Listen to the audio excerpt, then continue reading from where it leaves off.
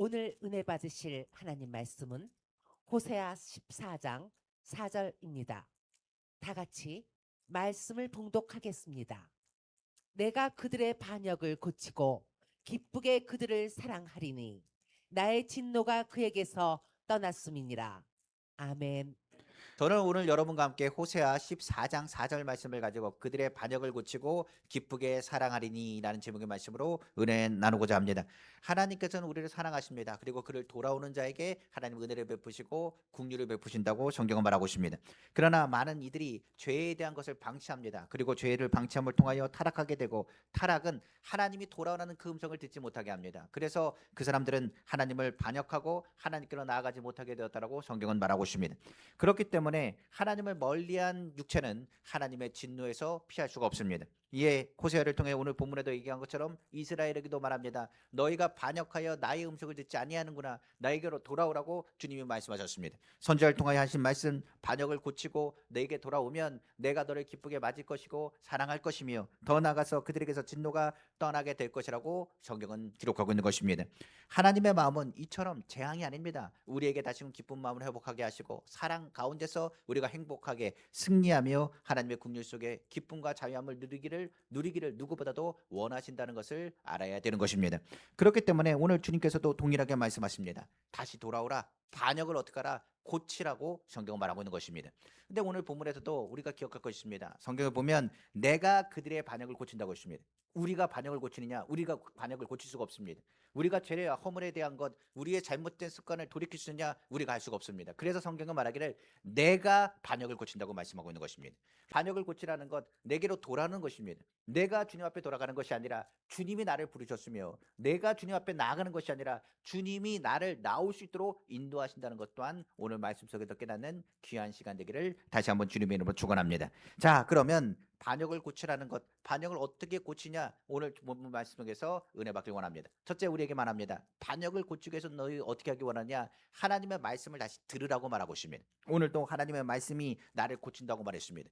주의 말씀을 듣지 못할 때 우리는 죄를 짓게 되고 죄에 대한 것을 깨닫지 못하게 되는 것입니다. 그래서 하나님의 말씀은 우리가 어떤 상황인 것을 정확하게 깨닫게 하십니다. 그러므로 주의 말씀에 우리가 지금 삶에서 하나님을 기뻐하게 살고 있는지, 하나님 앞에 반역하여 죄 가운데 살고 있는지를 무엇으로 깨닫게 하느냐? 바로 하나님의 말씀으로 깨닫게 되는 것입니다.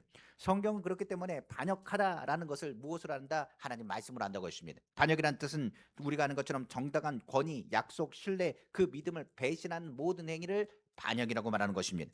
신앙에서 반역은 바로 하나님의 권위를 무시하는 것이고 하나님의 말씀을 듣지 않는 것이며 그의 약속을 믿지 않는 것이고 그의 말씀을 무시하는 데서 비롯된다라고 성경은 말하고 있습니다. 성경에 이스라엘이 출애굽하고 광야 가운데 하나님이 행하신 모든 일들을 봤습니다.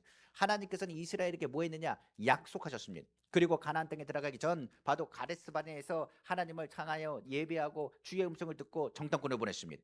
그런데 10명의 정탐꾼이 부정적인 말을 하기 시작했습니다. 그들은 말합니다. 정말 그 땅은 하나님이 준 땅 맞습니다. 정말 하나님께서 축복하신 땅이 맞습니다. 그러나 그들을 이길 수가 없습니다. 그들은 거인입니다. 그들의 모든 것은 발전되어 있고 우리보다 강합니다. 그러므로 그들을 바라볼 때 우리는 메뚜기 새끼만큼 작습니다. 우리는 이길 수 없습니다라고 부정적인 말을 하기 시작했습니다.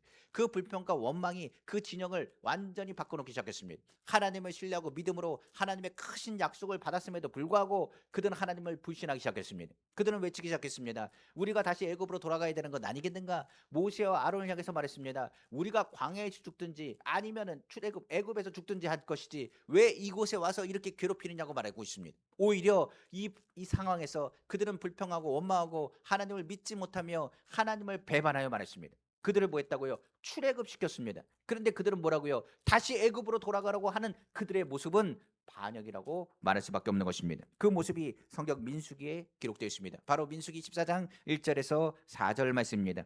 온 회중이 소리를 높여 부르짖으며 백성이 밤새도록 통곡하였더라. 이스라엘 자손이 다 모세와 아론을 원망하며 온 회중이 그들에게 이르되 우리가 애굽 땅에서 죽었거나 이 광야에서 죽었으면 좋았을 것을 어찌하여 여호와가 우리를 그 땅으로 인도하여 칼에 쓰러지게 하려 하는가? 우리 처자가 사로잡히리니 애굽으로 돌아가는 것이 낫지 아니하랴. 이에 서로 말하되 우리가 한 지휘관을 세우고 애굽으로 돌아가자 하며 성경은 말하고 있습니다. 바로 이것이 바로 반역입니다. 하나님의 뜻은 뭐합니까? 세상으로 돌아가는 것이 아니라 하나님의 음성을 듣고 주님의 약속하신 것을 이루기를 원하십니다. 그러나 반역하는 것, 믿지 않는 것, 하나님을 의지하지 않았을 때 이 반역한 마음은 하나님의 약속, 그 위대한 약속을 받았음에도 불구하고 그 약속을 이루지 못하게 한 것입니다. 결국 출애굽 1세대는 여호수아와 갈렙을 제외하고는 하나님이 약속하신 땅으로 들어가지 못했습니다. 오히려 그들을 향하여 하나님의 약속을 믿지 않고 그 말씀을 거역했기 때문에 이루어진 일이라고 성경 기록하고 있는 것입니다.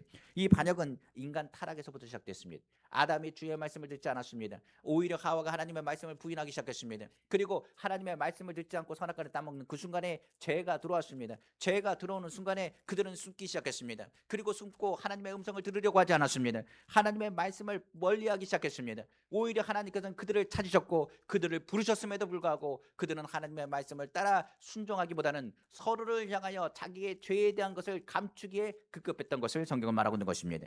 본문에 나온 북이스라엘이 바로 그래였습니다. 하나님을 섬기고 하나님을 바라보며 하나님 앞에 나아가는 그 이름이 바로 이스라엘입니다. 그런데 그 이스라엘 이름을 놓고 그들은 우상을 섬겼습니다. 그들은 죄를 지음에 불구하고 죄에 대한 것을 방치했습니다. 허용했습니다. 그리고 죄에 대해서 아무것도 아니라고 이야기했습니다. 이에 하나님께서는 그들을 향해 말했습니다. 선지자 호세아를 통하여 하나님이 너희를 사랑하신다. 다시 돌아오라. 신이 아닌 것을 신으로 섬기지 말아라. 오히려 주님을 바라보고 주님을 의지할 것을 말하고 그들에게 경고하시면서 돌아올 것을 설명하셨습니다. 그러나 그들은 주의 음성을 듣지 않았습니다. 오히려 타락하여 하나님의 음성에서 멀어지고 하나님의 말씀을 오히려 듣지 않으며 하나님의 말씀 안에 거하기를 원하지 않았다고 성경은 말하고 있습니다. 성경은 말합니다. 그럼에도 불구하고 하나님은 뭐하느냐? 멸망하는 이스라엘을 향하셔도 하나님께서는 말씀하셨습니다. 돌아오라고. 선지자들을 통하여 하나님께서 돌아오면 그들을 고치고 그들을 통하여 하나님 앞에 온전히 다시 사랑과 기쁨 안에서 하나님을 섬기며 너희에게 임한 모든 진노에서 너희를 건지실 거라고 말씀하셨다는 사실을 우리는 기억해야 되는 것입니다. 성경은 말합니다. 우리의 반역을 고치기 위해서는 우리 하나님 말씀 들어야 됩니다. 하나님 말씀을 듣지 않는 것부터가 바로 반역의 시작입니다. 그러므로 하나님의 말씀을 듣고 하나님 말씀을 믿어야 됩니다. 타락한 백성은 하나님의 음성을 듣지 않습니다. 그러나 하나님 말씀을 들어야 어리석은 길로 가지 않습니다. 바른 길로 행할 수 있습니다. 주의 말씀을 들어야 그의 성도들 가운데 하나님의 백성들 가운데 진정한 평안함을 느끼게 된다라고 성경은 기록하고 있는 것입니다. 바로 시편 85편 8절에 내가 하나님 여호와께서 하실 말씀을 들으리니 무릇 그의 백성 그의 성도들에게 화평을 말씀하실 것이라 그들은 다시 어리석은 대로 돌아가지 말지로다. 성경 말하고 있는 것입니다. 어리석은 대로 돌아가지 마라. 하나님 말씀을 떠나지 마라. 하나님의 음성을 들으라고 말씀하고 있는 것입니다. 그런데 이스라엘이 어떻게 하는지 아십니까? 하나님은 선지자를 통해서 끊임없이 말했음에도 불구하고 그들은 말합니다. 하나님의 말씀을 듣기 싫다고 말합니다. 그들은 말합니다. 하나님의 말씀을 듣지 않고 그것을 오히려 욕으로 여겼습니다. 통제하는 것을 얘기하고 기뻐하지 않았다고 말합니다. 바로 예레미야 6장 10절은 이렇게 말합니다. 내가 누구에게 말하며 누구에게 경책하여 듣게 할꼬 보라 그 귀가 할례를 받지 못하였으므로 듣지 못하는도다. 보라 여호와의 말씀을 그들이 자신들에게 욕으로 여기고 이를 즐겨하지 아니하니. 성경 말합니다. 하나님 말씀을 듣고 돌아오라. 돌아오지 않으면 징계가 있고 어려움이 다가갈 것이라는 말씀의 메시지를 선지자들이 전했을 때 그들은 말합니다. 이거 협박이냐? 우리에게 욕하는 것이냐? 주의 말씀에 양심을 찌를 때는 왜 이렇게 이 말씀을 듣기 싫으냐고 하면서 하나님의 말씀을 더욱 듣지 아니려고 했다고 성경 말합니다. 하나님을 부르짖지 않았습니다. 하나님의 말씀에서 오히려 멀어지게 말하기를 죄에 대해서 가볍게 여겼다고 말하며 서로에게 상처를 줘도 괜찮다고 이야기합니다. 죄라는 것이 그렇습니다. 오히려 상처에 대한 것을 가볍게 여기고 죄에 대한 것을 어떻게 하느냐? 가볍게 여겨서 이것을 허용하여 방치하는 모습을 갖고 있다는 것 또한 우리가 생각해 볼 수 있습니다. 성경은 이렇게 얘기합니다. 예레미야 6장 14절 17절에 그들이 내 백성의 상처를 가볍게 여기면서 말하기를 평강하다 평강하다 하나 평강이 없도다. 평안하다라고 얘기하지만 평안하지 않습니다. 오히려 그 가운데 불안과 염려와 사달이 거짓된 평안함으로 우리를 누르고 있다는 것을 알아야 되는 것입니다. 15절에 말하기를 그들이 가증한 일을 행할 때 부끄러워하느냐? 아니라 조금도 부끄러워하지 아니할 뿐 아니라 얼굴도 붉어지지 않았느니라. 그러므로 그들이 엎드려지는 자와 함께 엎드려질 것이라. 내가 그들을 벌하니 그때 그들이 거꾸러지리라. 여호와의 말씀이라. 부끄러운 짓을 해도 부끄럽게 생각하지 않습니다. 예전에는 죄를 지면 얼굴이 빨개졌습니다. 내가 그러지 말아야지 고쳐야지 하는 생각을 가졌습니다. 하나님의 말씀을 들으면 양심이 찔렀기 때문에 회개하고 돌아왔습니다. 그런데 어느 순간부터인지 죄를 허용하기 시작합니다. 잘못된 것도 그냥 받아들이기 시작합니다. 그리고 얼굴도 빨개지지 않습니다. 부끄러워하지 않습니다. 이것이 뭐라고 얘기냐? 당연하다라고 생각을 합니다. 우리가 세상을 살아가면서 보면 많은 일들이 있습니다. 많은 사람들이 죄에 대해서는 부끄러워했습니다. 그런데 요즘은 죄에 대해서 부끄러워하지 않습니다. 오히려 당당하게 말합니다. 잘못을 했음에도 불구하고 목소리를 더 크게 냅니다. 그리고 내 잘못이 아니라고 말합니다. 이 원인은 다른 사람에게 있다라고 얘기합니다. 그리고 자신은 뭐라고 얘기하느냐? 이것은 어쩔 수 없는 일이라고 말합니다. 육체를 가졌기 때문에 그럴 수 있다라고 말합니다. 오히려 하나님의 말씀을 들을 때마다 듣기 싫다고 말합니다. 그리고 오히려 하나님의 말씀을 배신하고 배반함에도 불구하고 조금도 안색 하나 변하지 않고 거짓말하고 안색 하나 변하지 않고 죄를 짓는 죄악의 모습을 성경은 예레미야를 통해서 말씀하고 있는 것입니다. 그때 여호와께서 말씀하신 물이 16절 17절에 이렇게 합니다. 여호와께서 이와 같이 말씀하시되 너희는 길에 서서 보며 옛적 길 곧 선한 길이 어디인지 알아보고 그리로 가라. 너희 심령의 평강을 얻으리라 하나 그들이 대답이 우리는 그리로 가지 않겠노라 하였으며 내가 또 너희 위에 파수꾼을 세웠으니 나팔 소리를 들으라 하나 그들이 대답이 우리는 듣지 않겠노라 하였도다. 성경 말하고 있는 것입니다. 하나님 말씀을 들으라고 했습니다. 많은 선자들을 보냈습니다. 오늘날도 주의 말씀이 얼마나 홍수같이 나타나는지 모르겠습니다. 회개하여 돌아오라고 말합니다. 그런데 많이들이 말하기를 난 돌아오지 않는다고 말합니다.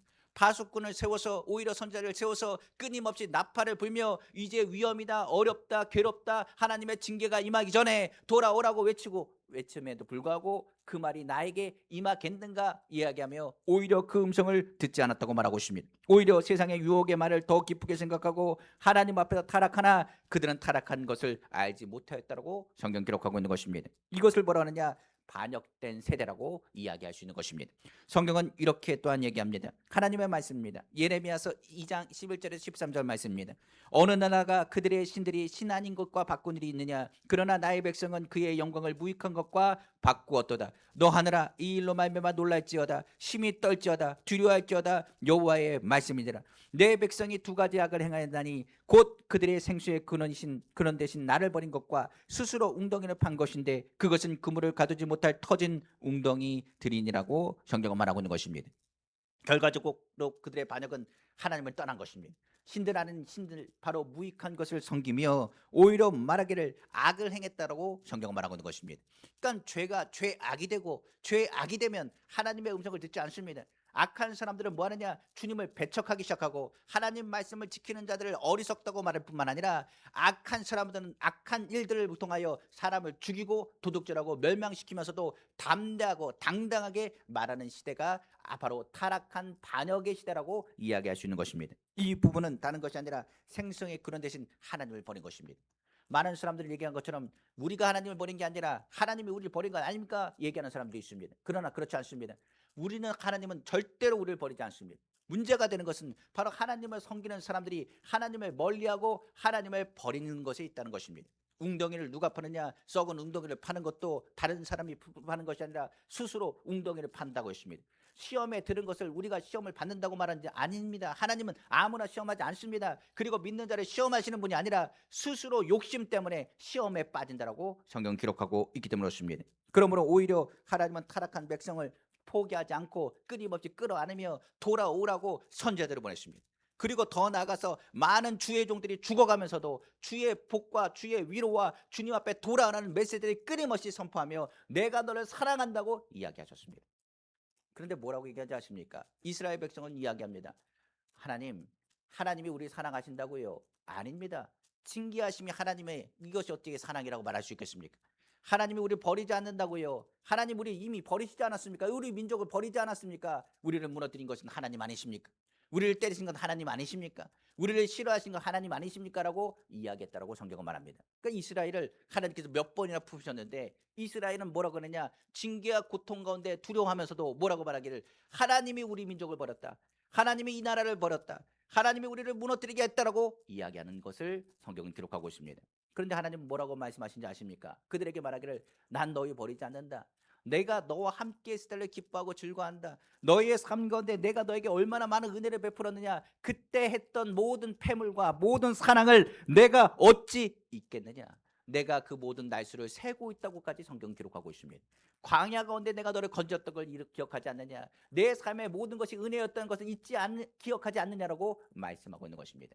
주의 말씀은 우리에게 말합니다. 지금까지 사는 것이 우리의 힘으로 산 겁니까? 아닙니다. 지금까지 우리의 삶의 모든 것을 도우시고 인도하시고 붙잡으신 것은 하나님이셨습니다. 그러니까 주의 말씀을 뭘 얘기하느냐? 반역한 우리의 모습을 깨닫게 합니다.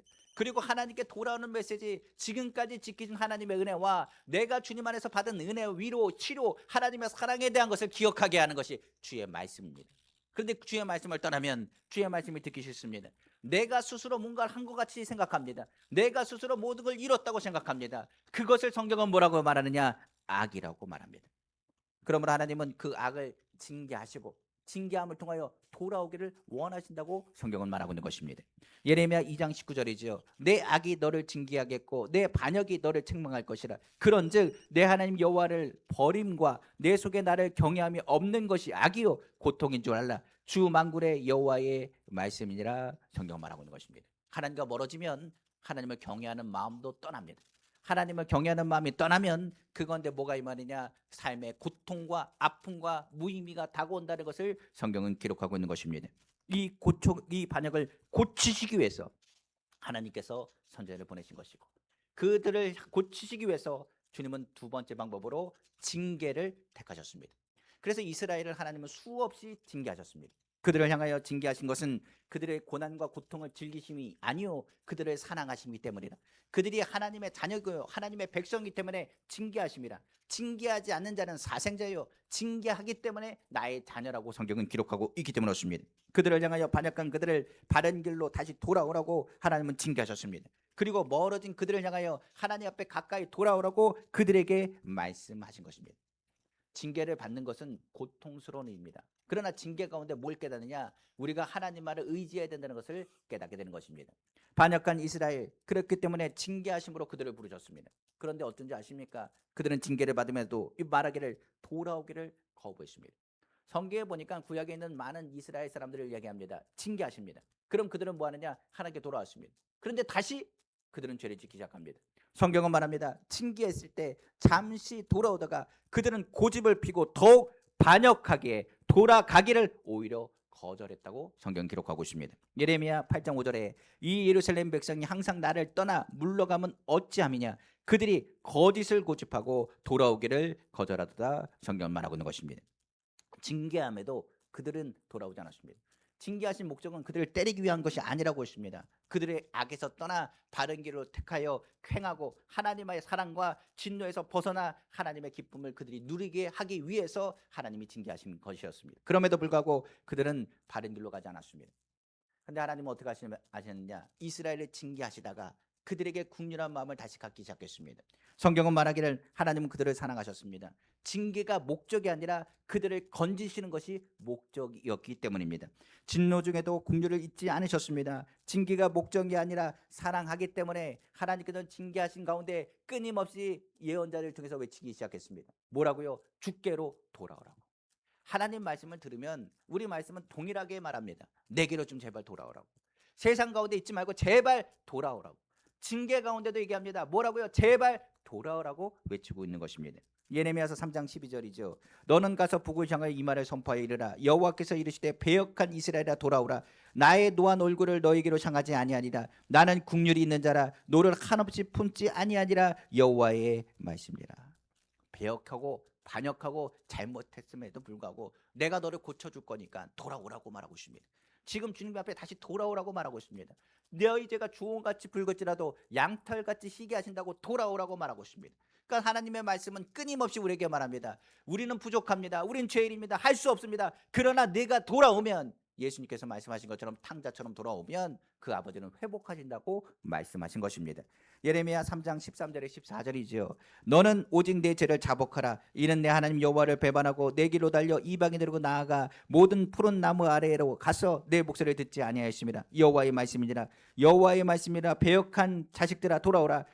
나는 너희 남편이옵니다. 내가 너희를 성읍에서 하나와 족속 중에서 둘을 택하여 너희를 시온으로 데려오겠고. 예레미야서 3장 22절입니다. 배역한 자식들아 돌아오라. 내가 너희의 배역함을 고치리라 하시니라. 보소서 우리가 주께 왔사오는 주는 우리의 하나님 여호와이십니다. 돌아오면 하나님께서 어떻게 하신다고요? 고치신답니다. 돌아오면 하나님이 여호와 하나님이 그것을 깨닫게 하여 준다고 말씀하고 있는 것입니다. 오늘 본문 배경도 그러지 않습니까? 바로 호세아 14장 1절에서 4절입니다. 이스라엘아 내 하나님 여호와께로 돌아오라. 내가 불의함으로 말미암아 엎드러졌느니라. 너는 말씀을 가지고 여호와께로 돌아오라. 아뢰기를 모든 불의를 제거하시고 선한 바를 받으소서. 우리가 수송아지를 대천하여 입술의 열매를 주께 드리리이다. 우리가 아수르의 구원을 의지하지 아니하며 말을 타지 아니하며 다시는 우리의 손으로 만든 것을 향하여 우리는 우리의 신이라 하지 아니하오리니 이는 고아가 주로 말미암아 국류를 얻음이니이다 할지니라. 내가 그들의 반역을 고치고 기쁘게 그들을 사랑하리니 나의 진노가 그에게서 떠났습니다. 우리가 하는 것처럼 징계를 하시는 것 하나님 기뻐하지 않습니다. 하나님께 돌아오길 원하십니다. 그리고 하나님의 사랑을 받게 하기를 원하십니다. 오히려 재앙이 하나님의 목적이 아닙니다. 하나님의 사랑의 메시지를 담고 주님이 얼마나 너희를 사랑하신지를 깨닫기를 주님이 원하고 계시는 것입니다. 그래서 주일날 설교는 다른 설교가 없습니다. 하나님께 돌아오는 설교입니다. 주님 앞에 돌아오는 얘기입니다. 죄에서 멀리하는 얘기입니다. 하나님 앞에 더 가까인 것이 하나님의 복이라는 것을 우리가 알고 깨닫기를 주님이 원하시는 것입니다. 옛 모습이 아니라 회개하여 돌아가길 원하고 우리에게 잊어버렸던 하나님의 은혜와 사랑을 잊지 않고 돌아오기를 원하신다는 것입니다. 우리가 예수 믿고 구원을 받았습니다. 그런데 우리가 돌아오려고 해도 자꾸만 우리가 넘어질 때가 많이 있습니다. 성경은 이 부분을 이렇게만 합니다. 너희가 하나님과 만났던 그 첫사랑을 잊어버렸구나. 하나님의 첫사랑을 다시 기억하라고 말하고 있습니다. 그래서 예언자들의 설교는 어떤 설교가 많으냐? 하나님께서 너를 건지셨던 것을 기억하라. 하나님의 은혜를 기억하라. 주님을 만났을 때 그 첫사랑을 기억하라. 내가 너를 건졌을 때를 기억하라. 내가 너를 치료했을 때를 기억하라. 그리고 제발 돌아와서 다시금 주님 앞에 예배하고 사랑할 것을 말씀하고 있는 것입니다. 그래서 교회들마다 성경은 말합니다. 뭘 회복하라고요? 첫사랑을 회복할 것을 말씀하고 있는 것입니다. 반역을 고치기 위해서 그렇기 때문에 하나님은 징계하신 그 징계를 누구에게 맡기셨느냐? 그 모든 것을 그 아들 예수 그리스도에게 맡기셨습니다.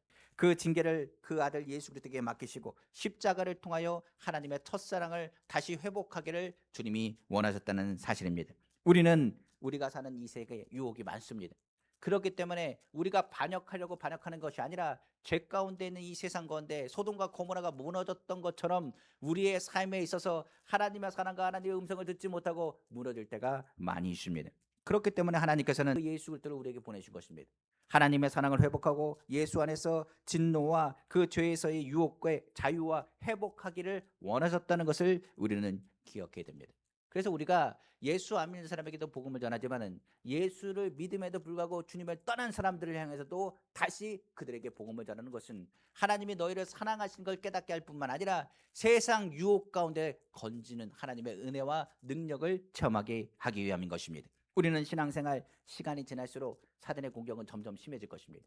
죄악에 대한 것을 당연하듯 생각하며 넘어가는 것이 왜 그러느냐? 이 세상에 완전히 눌려있기 때문입니다. 그러므로 사단이 예수님의 제자인 베드로를 공격하고 타겟을 삼았다는 것을 통해서 우리가 아는 것처럼 지금 우리가 사는 시대는 타락과 반역과 배신에 대한 여러 가지 악한 영의 역사가 있다는 것 또한 기억해야 됩니다. 그러므로 반역의 유혹에도 넘어가지 않기 위해서 우리는 어떻게 해야 되는지를 오늘 귀 기울여야 됩니다. 첫 번째로 우리가 기억해야 됩니다. 자기 확신을 버려야 됩니다. 주님, 나는 할 수 있습니다. 나는 뭐든지 할 수 있습니다. 주님이 나를 도우실 걸 믿습니다. 그러니 하나님 나를 도와주시고 이끄시고 믿습니다. 그러므로 내가 이 일을 내가 감당할 수 있습니다. 우리나라는 강합니다. 우리나라는 잘 삽니다. 그리고 우리는 복을 받았습니다. 나는 할 수 있다는 그 외침이 어떻게 보면 믿음의 고백일 것 같이 보이지만 아닙니다. 자기 중심에서 시작되는 신앙은 별별 없는 신앙입니다. 성경은 말합니다. 내가 할 수 있다고요? 못합니다. 아까 얘기했습니다. 내가 반역을 고친다고 했을 때 내가라는 하나님입니다. 우리가 아닙니다. 내가 반역 못 고칩니다. 내가 죄를 청산 못합니다. 내가 이길 수 있느냐? 못합니다. 그런데 어디서 나오는 강한 자신감을 갖고 사는지 우리는 뭐 하느냐? 내가 할 수 있다고 생각하는 말을 얼마나 많이 하는지 모르겠습니다. 성경 말합니다. 자기 확신이 뭘 하게 되냐? 반역하게 합니다. 아담이 왜 반역한지 아십니까? 나도 에덴을 다스릴 수 있다고 착각을 했습니다. 신앙생활은 내가 할 수 있다는 그 순간에 무너집니다. 내가 할 수 없습니다 하는 겸손과 주님을 향한 오직 주님만이 필요하다는 고백이 그 유혹에서 우리를 건져내게 되는 것입니다. 그러므로 유혹의 말 타락과 그리고 배반의 말이 일어날 때마다 그 마음 가운데 있을 때마다 겸손하게 하나님 내가 주님만을 바라본다는 믿음을 고백하기를 다시 한번 주님으로 축원합니다. 두 번째로 유혹이 반역에 나오는 단계는 다른 것이 아니라 영이 잠들 때 이루어진다는 것을 기억해야 됩니다. 우리는 육신을 갖고 있습니다. 그러나 영적인 존재이기도 합니다. 그러나 영이 잠들면 교회가 잠들면 사단은 더 크게 역사합니다. 성경은 예수님께서 베드로를 향하여 말했습니다. 너희가 한 시간도 깨울 수 없느냐? 그러므로 예수님께서는 제자들을 향하여 핏방울이 땀방울이 핏방울대로 기도하셨습니다. 오늘 예수님의 기도의 음성이 들립니까? 하나님이 우리를 사랑하시는 음성이 들립니까? 오히려 들리지 않는다고 한다면 지금 영적으로 나는 뭐하고 있다고요? 잠들어 있다는 것을 기억해야 되는 것입니다. 사단은 오늘도 교회를 깨어있지 못하도록 잠들게 만듭니다. 오늘 예배 이 시간에도 잠들게 하고 잠들어 하나님이 우리를 사랑하신 것을 듣지 못하게 한다는 사실을 기억해야 됩니다. 저는 예전에 이런 이야기 들었습니다. 마귀의 세 부하가 있었습니다. 첫 번째 부하가 말합니다. 내가 교회를 무너뜨리겠습니다. 저는 그들에게 핍박과 고통을 안겨주겠습니다. 그들이 더 이상 일어나지 못하도록 완전히 밟아버리겠습니다. 그런데 이게 웬일입니까? 교회가 고통과 아픔 가운데 있으니 더욱더 그들은 부르짖어 기도하기 시작했습니다. 기도 소리가 어려워지자 더 뜨거워지기 시작했습니다. 그때 둘째 마귀 부하가 말했습니다. 그렇게 해서 뭐가 달라지겠어? 우리가 기억할 것은 다른 방법이 아니야. 환경은 환경적일 뿐만 아니라 육은 육으로, 가족은 가족을 대신할 수 없어. 그러니까 그들에게 고통을 주겠다. 그들의 육신적으로 고통과 아픔을 주면 그들이 어떻게 하나님을 찾겠어? 그들의 몸이 불편한데 어찌 주의 전을 찾겠어라고 그들을 괴롭히겠다고 말했습니다. 삶의 풍랑을 불었습니다. 각종 전염병이 그들을 괴롭히기 시작했습니다. 근데 그 전염병이 퍼지면 퍼질수록 그들이 모이게 더 힘쓰기 시작했습니다. 질병으로 인해 고통당할 때 고통이 강할수록 그들은 금식하기 시작했습니다. 그리고 작정하여 기도하기 시작했습니다. 그리고 더 뜨겁게 기도하고 치료하는 역사가 나타나자마자 그들은 하나님 앞에 더욱더 감사하며 예배하기 시작했습니다. 두 부하가 완전히 실패했습니다. 마귀 대장이 화가 났습니다. 그래서 마지막 부하에게 말합니다. 너는 방법이 있냐 말했습니다. 그랬더니 마지막 부하가 말합니다. 저에게 맡겨주십시오. 저는 사람에 대해서 너무나 잘 압니다. 걱정하지 않으셔도 됩니다. 저 교회는 완전히 무너뜨릴 수 있는 자신이 있습니다라고 말했습니다. 그리고 세 번째 마귀 부하가 말했습니다. 저는 교회에게 평안을 줄 것입니다. 그리고 잘 먹고 잘 살게 할 것입니다. 근심과 걱정이 사라지게 할 것입니다라고 말했습니다. 그랬더니 앞에 있던 두 부하가 말하기를 아니 이것은 축복이지 어떻게 그것이 화가 되고 그들에게 징계고 그들에게 환난과 근심이 아닌 이런 평안함과 그런 것들이 오히려 그들을 어떻게 배반하게 하겠느냐라고 이야기했습니다. 그러나 이렇게 얘기했습니다. 믿고 기다려보라고 말했습니다. 처음에 사람들은 모였습니다. 교회에서 기적이 일어났습니다. 교회에서 예배하며 하나님을 기뻐하기 시작했습니다. 많은 사람들이 말했습니다. 교회니 좋은 일이 많다라고 얘기했습니다. 그들은 많은 복을 받는 걸로 착각하기 시작했습니다. 풍랑이 없습니다. 핍박도 없습니다. 마음에 그들은 점점 평안함을 누리기 시작했습니다. 그런데 이게 웬일입니까? 교회에 오는 사람들이 점점 줄어들기 시작했습니다. 교회 예배를 줄이기 시작했습니다. 교회는 어쩔 수 없이 성도들이 모이지 않고 예배를 줄이며 주일만 예배를 드리게 했습니다. 주일날 예배를 드리는데 마귀가 또 어떻게 하기 시작했냐? 봄바람을 불기 시작했습니다. 봄바람을 불어주니 주일 예배 시간에 잠드는 성도가 하나 둘 생기기 시작했습니다. 어떻게 보면 평안하게 신앙생활할까 하는 생각만 하더니 점점 교회를 나가지 않기 시작했습니다. 많은 사람들이 얘기합니다. 교회에 가나 안 가나 그 마음이 평안했습니다. 근심 걱정이 없으니 기도할 일이 점점 줄기 시작했습니다. 오히려 평안하다 하면서 그러자마자 하나님을 경외하는 마음마저 사라지기 시작했습니다. 그리고 그 교회는 얼마 가지 않고 무너지고 말았다고 말합니다. 우리나라 교회가 그러지 않습니까?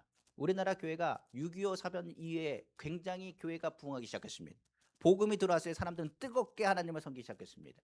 우리가 얼마 전 코로나 기간 동안에 전염병이 터짐에도 불구하고 교회는 신앙을 회복한다고 말하고 하나님께로 돌아오자고 주님의 메시지라고 이야기하기 시작했습니다. 그들이 작정으로 기도하기 시작하고 뭉쳐 기도하기 시작했습니다. 근데 요즘 어떻습니까? 배부르고 등 따신다고 말하고 근심과 걱정과 염려가 없다고 말하고 오히려 기도할 내용이 없다라고 얘기하는 사람을 제가 말해줬습니다. 제가 기도 제목을 물어봅니다. 그랬더니 하는 얘기가 목사님 저는 기도 제목 없습니다. 그렇게 얘기하더라고요. 기도 제목이 없다는 얘기는 하나님께 기도할 내용, 말할 대할 예욕이 없다는 얘기랑 똑같습니다. 신앙의 핍박도 없고 병들면 많은 사람 얘기합니다. 병원에 가면 됩니다라고 말합니다. 물론 병원에 가는 건 맞습니다. 그러나 예전에는 어떻게 했다고요? 병들고 아프면 하나님부터 찾았습니다. 주님만을 바라봤습니다. 신앙생활 주체가 내가 돼서 세상 유혹에 넘어지고 하나님을 경외하는 마음과 하나님 앞에 나아가는 그 모든 모습이 사라지는 것을 확인할 수 있습니다. 육이 잠들게 되면, 영도 잠들게 되면 베드로와 같이 어떻게 되느냐? 그 시험을 이기심을 빼앗기게 되는 것입니다. 우리 사람의 육신에는 힘의 한계가 있습니다. 그리고 두려움이 다가오면 사람은 그 두려움 때문에 주님을 찾게 되어 있습니다. 그러니까 마음이 편하고 환경이 편안해질 때 잘못된 거짓된 평안함이 우리의 신앙을 무너뜨리고 있다는 것 또한 우리는 기억해야 됩니다. 우리의 싸움은 영적 싸움이에요. 기도하지 않고 잠들면 유혹에 넘어지는 거랑 똑같습니다. 교회는 영적인 힘으로 사는 곳입니다. 깨어 있어야 됩니다. 잠들어 있으면 안 되는 것입니다. 반역하는 것, 내가 반역하고 싶어서 반역하는 게 아닙니다. 사단이 우리를 유혹하고 우리의 마음 가운데 하나님이 필요 없다 생각하는 것이 바로 반역이라는 것을 기억해야 되는 것입니다. 마지막으로 우리가 반역의 유혹에 넘어가는 것은 멀리서 예수님을 따라가기 때문입니다. 베드로가 예수님의 곁에 있을 때는 어떻게 하지 않습니까? 얼마나 강하고 담대한지. 말고라는 그 사람이 와서 예수님을 가려고 묶으려고 할 때 일어나서 말하기를 칼을 들어서 말고의 귀를 자른 사람이 누구냐? 바로 베드로입니다. 베드로가 예수님 곁에 있으면 얼마나 강한 사람인지 모르겠습니다. 말하기를 예수님, 내가 예수님 지키겠습니다. 걱정하지 마십시오. 말했던 사람이 베드로였습니다. 그런데 예수님이 잡혀가십니다. 제자들은 두려워 떨기 시작했습니다. 베드로는 어떻게 하느냐? 가까이서 예수님 옆에서 수행하지 못하고 멀찌감치 떨어져 가지고 예수님을 바라보기 시작합니다. 예수님을 대적하는 무리들 불에 쬐고 있는 그 상황에 바로 베드로의 모습을 우리가 생각해 볼 수 있습니다. 예수님과 멀어진 베드로, 그는 어떡합니까? 두려움이 그 가운데 가득 찼다고 말합니다.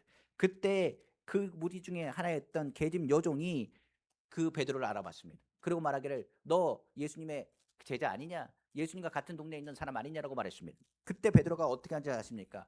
두려웠습니다. 그래서 말하기를 나 예수님 모른다고. 나 예수님 모른다고. 예수란 작자 알면 내가 천벌을 받을 거라고. 하늘에 천벌을 받아도 내가 된다고. 난 예수란 그 작자를 모른다라고 부인하기 시작했습니다. 우리가 아는 것처럼 예수님이 멀어지면 우리도 알지 못하게 예수 믿는 신앙을 부인할 때가 있다는 사실입니다. 우리가 신앙생활을 주님과 가까이 하면 부인할 일이 없습니다. 뭐라 그러냐? 나 예수 믿는 사람이라고 자랑스럽게 얘기합니다. 그런데 예수님과 멀어진 신앙생활을 하면 어떻게 하는지 아십니까? 내가 예수 믿는 사람인지를 숨기려고 합니다. 그리고 오히려 예수 믿는 것에 대해서 부끄럽게 생각하는 사람들도 있습니다. 반역은 다른 것이 아닙니다. 자신의 자신감, 그리고 영적으로 잠들었을 때, 그리고 더 나아가 예수님에게서 멀어질 때 다가오는 것입니다. 그래서 성경은 하나님께 가까이함의 복이랍니다. 우리의 죄와 허물을 덮으시는 예수 그리스도의 그 은혜가 우리로 하여금 주님 앞에 나아갈 수 있다는 것을 우리로 깨닫게 하기 때문인 것입니다. 그러나 우리가 반역에 대한 것, 예수님과 멀어질까 두려워할 필요는 없습니다. 예수님은 주의 이름을 부른 자는 구원을 얻는다고 했습니다. 베드로가 풍랑 가운데 물에 빠졌을 때도 멀찌감치 있는 예수님을 향하여 불렀을 때 예수님 순간적으로 다가와 베드로의 손을 잡아주셨던 것처럼 주님은 의인을 부르러 온 것이 아니라 죄인을 부르러 왔으며 연약한 자의 부르짖음과 그 신음소리를 외면하지 않으시는 분이라고 성경은 기록하고 있기 때문에 그렇습니다. 그러므로 죄악의 유혹이 다가왔을 때 반역한다 할지라도 우리는 예수 그리스도의 십자가를 향하여 돌아와 주님 앞에 부르짖으면 우리 마음 가운데 순식간에 다가와 우리의 마음을 치료하시는 주님의 은혜를 체험하게 될 것입니다. 성경에 다윗이라는 사람 회복하지 않았다면 어찌 시편을 썼겠습니까? 시편 32편에 이런 말이 있습니다. 허물의 사함을 받고 그 죄의 가리움을 받은 자는 복이 있도다. 내가 죄의 용서를 받았습니다. 주님의 은혜를 받았습니다. 그러므로 내가 많은 이들에게 죄 있는 많은 이들에게 뭐가 될 것이라 주님의 사랑과 은혜를 전하는 통로가 될 것이라고 다윗은 고백했습니다. 오늘 주님은 우리가 돌아오길 원하시고 돌아온 우리를 통하여 하나님의 영광을 돌리길 원하십니다. 내가 예수 믿기 전에는 주님을 멀리했습니다. 그러나 내가 예수 믿고 나서는 주님과 동행했습니다. 그럼에도 불구하고 죄의 유혹 때문에 우리가 주님과 멀어질 때가 있습니다. 그러나 우리가 주님을 찾으면 주님이 우리를 다시 싸매어 주십니다. 그리고 말하기를 내가 너를 통하여 하나님의 귀한 도구로 사용하실 것이라고 오늘도 말씀하시는 것입니다. 그러므로 오늘 말씀을 다시 한번 보겠습니다. 바로 호세아 14장 4절 말씀입니다. 내가 그들의 반역을 고치고, 누가요? 하나님께서 우리의 반역을 고치시고 치료하시는 분은 하나님이세요. 우리가 주께로 돌아오기만 하면 우리를 고쳐주시고 기쁘게 우리를 다시 사랑하시니니 그에게 임하는 모든 진노가 그에게서 떠나게 될 것이라고 성경은 말씀하고 있는 것입니다. 그러므로 다시 주님의 사랑을 회복하시고 하나님이 주시는 그 진노와 어려움 가운데서 하나님이 주시는 기쁨과 위로와 회복이 우리 성도님의 삶 가운데 풍성히 나타나기를 다시 한번 주님의 이름으로 축원합니다. 기도하겠습니다.